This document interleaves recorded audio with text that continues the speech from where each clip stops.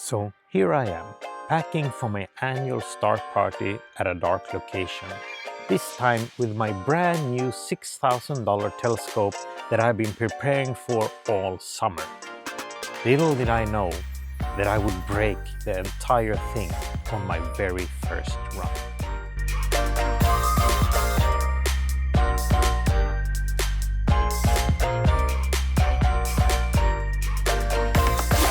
It is time for the yearly start party. This time the prognosis doesn't look very good. It looks like it's gonna rain 3 days out of 3 that I'm gonna be there. But you know, it's very close to the ocean, so things might happen. I'm staying hopefully optimistic, and we'll see how it goes this time. I do, however, have a lot of new gear that I'm gonna bring with me. I will have 2 telescopes this time. I got myself a new camera and a new mount, so hopefully that will perform very well, or hopefully I get to use this stuff. I'm going to bring this trusted Red Cat 51 WIFD version, and I'm gonna bring my TS115 at 800, or maybe with a reducer at 600 millimeters. This one is at 250 millimeters. I got 2 cameras, the ZWO ASIA2600MM Pro and the new one, the ZWO ASIA2600MC Pro. There's an L Ultimate filter in here. I also have an L Pro filter, but I don't have a filter wheel, so I'm just going to go with the manual SV Bony filter holders. Just feels better for 2 filters. But anyways, I'm packing, I'm leaving in a few days, and hopefully we will get some really good weather. The prognosis will be totally wrong and the stars will appear. It's a border 2 location, so it's really dark. It's border 1, border 2 location. So hopefully we will get some awesome images.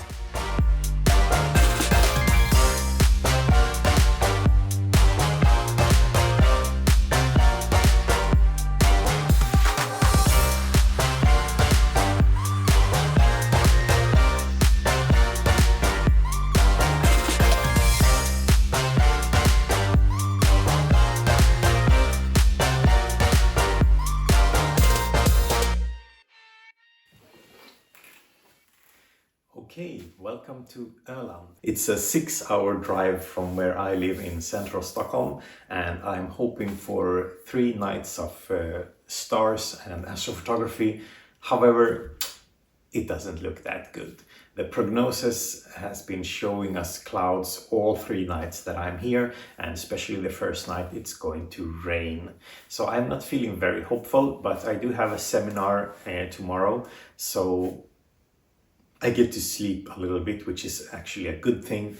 So although I'm not seeing any stars, I will get some good night's sleep so I can feel fresh for the seminar tomorrow. I'm going to talk about borderline astrophotography.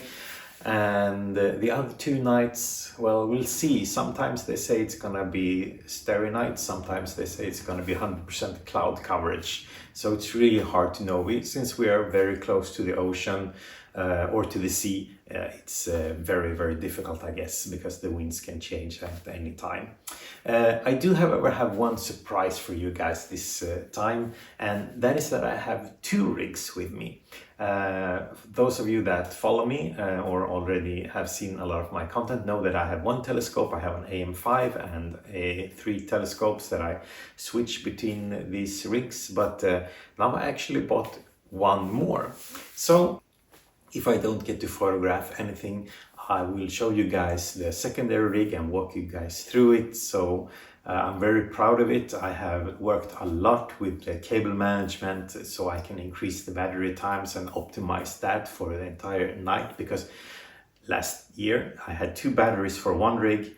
This year I have the same 2 batteries for 2 rigs, and I'm very hopeful that they will, or I'm very confident that they both will manage throughout the night. So yeah, stay tuned for that, and hopefully we will get some astrophotography as well. But if we don't, spare plan is to show you guys my new cool things. And oh, before I forget, I also got another new thing. This is for the more channel specific thing. And I got this one, my drone. This is the DJI Mini 4K, which is basically a beginner's drone, but since it's my first one, I'm hoping to get a bit of a more cool aerial shots from me and my telescope for this YouTube channel. So it's not going to be just like this tripod and me talking to it. Hopefully I'll get a little bit more dynamic videos from now on. So I'm really looking forward to try this one out as well. I brought it because, for the sake of this video, and also for me to have something to do if there are 3 nights or 3 days of clouds. I can play a little bit and fly around with this one. So yeah, a lot of new cool things happening for this autumn, so do stay tuned. And if you haven't subscribed already, do consider subscribing. And if you are enjoying this video so far, although there's not much content in it so far, but do give it a like, and if you want to say something to me, do hit me up with a comment and I will reply to everyone, I promise.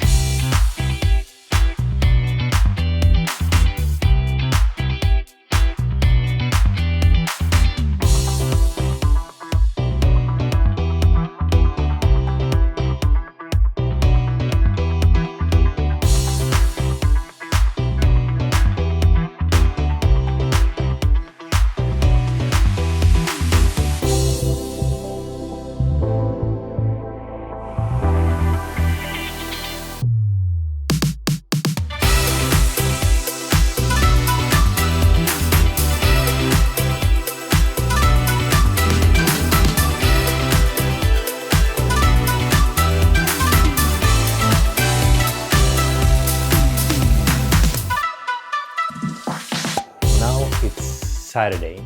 I have been here for 2 nights and I have 1 more night to go.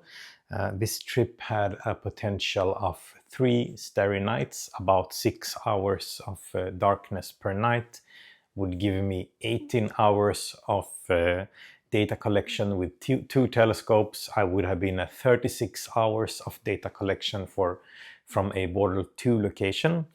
However, I have so far 0 hours. And honestly, tonight doesn't look that good.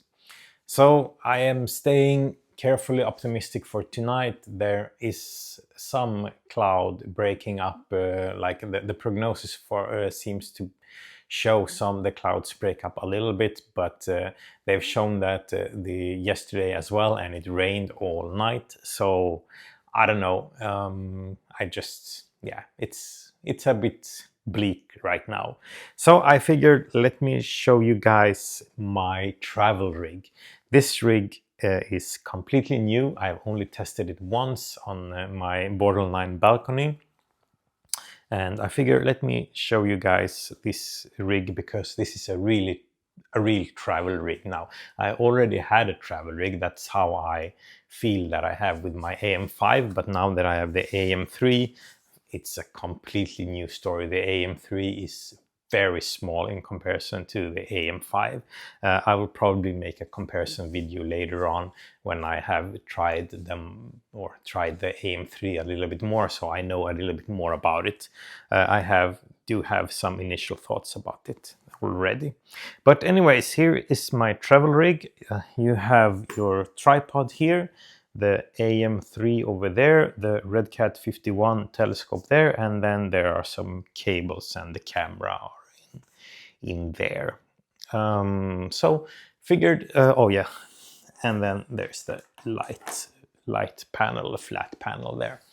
So I figured I build up this rig and show it to you guys, show how easy it is, and like the way that I am building my rigs, because basically I have 2 of the same tripod, and then I just mount the AM3 or the AM5 on it, and then a telescope on it directly. So basically the telescopes are independent of each other, and I can have a rig with the AM3 or the AM5, and I can just switch the telescopes between them. So that's like the most important part for me. I can easily switch telescopes and the rigs will basically be identical. All right, so let's go ahead and build this one up, and I'll show you guys a little bit more about it while we do it. So for starters, the tripod. This is a lightweight carbon fiber tripod from Inorel. It's the RT90C, and this is definitely my go-to tripod. I have 2 of these and I think they are awesome. They are lightweight, they are robust, stable, and they have a small bubble there to show me the leveling of the tripod.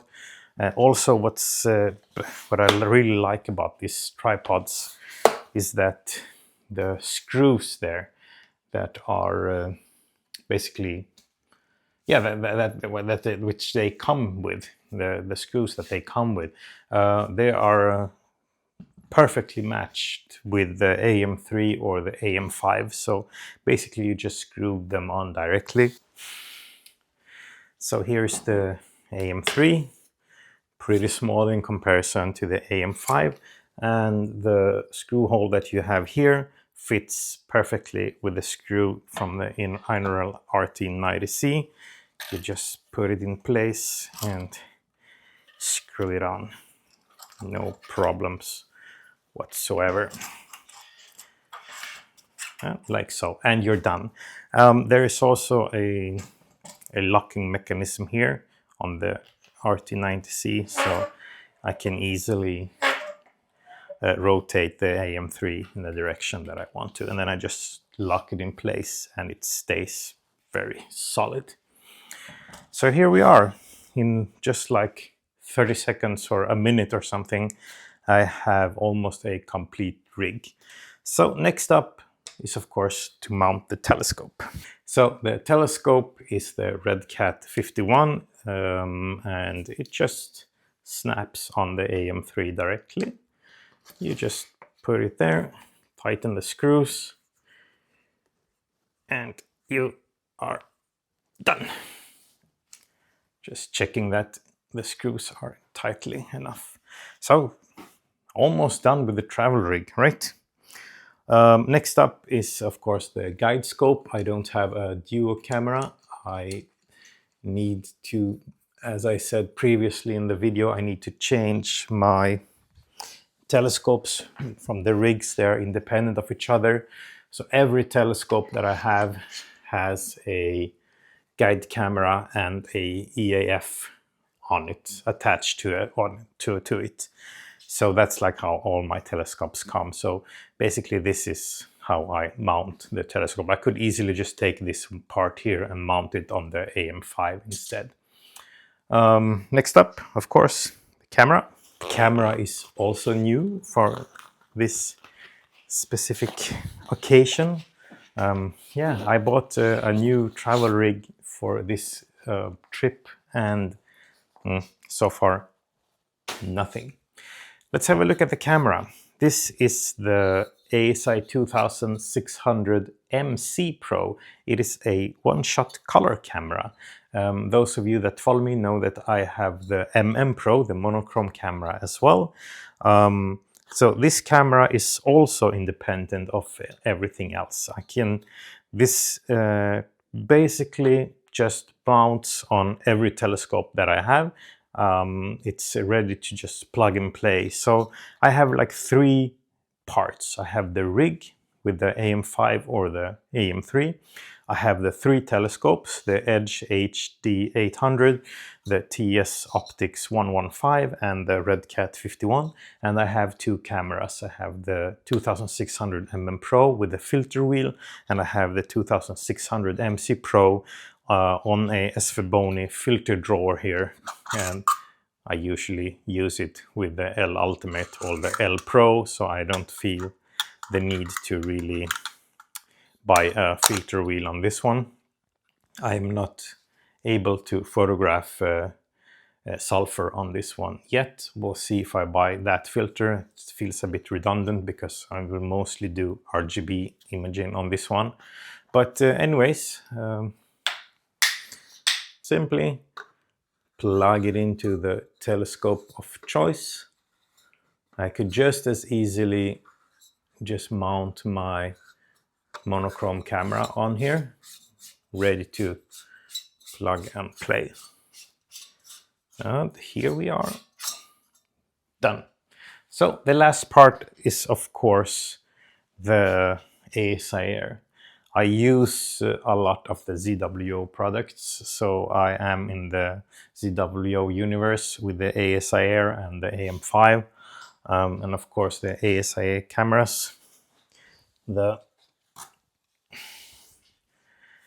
ASIAir is mounted with the cardboard tape. So I added some cardboard here and I added some cardboards here, and I simply mount it on like so, making sure that it's snug and tight and doesn't drop like so. Now I am a bit disappointed with this solution. I am not very pleased with this solution, but the AM5 do have an option to attach the ASIAir on it, although it's not recommended. I don't see why not. So I basically, in order to keep this plug and play, I needed the ASIAir to be attached to the AM3 somehow, and this is the only way I can mount it without break it when the telescope slews.